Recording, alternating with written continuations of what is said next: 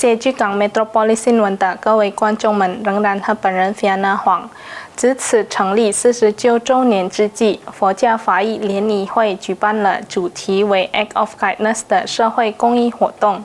这次活动不仅倡导爱心分享，也进一步唤起社会大众的关怀意识，传递温暖与善意。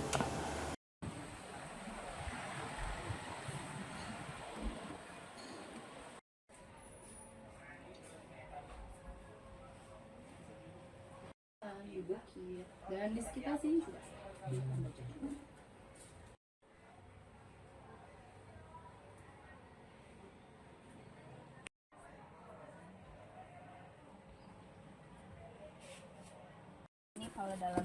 作为庆祝成立49周年的重要活动之一 ，BPBD 举办了 Act of Kindness 社会关怀活动。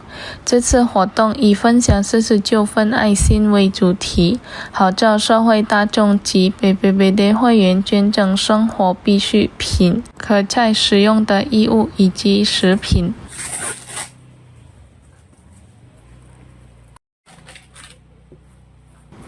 活动委员会主席盖奥达菲亚尼丹表示，所募集到的捐赠物资随后将分发至孤儿院和养老院。这些机构被认为是最需要帮助、最合适的受益群体。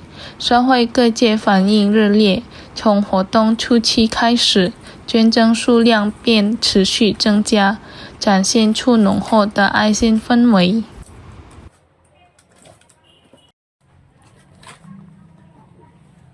截至2026年2月1日，所筹集的善款已约达900万印尼盾，领有大量可再使用衣物一并捐出。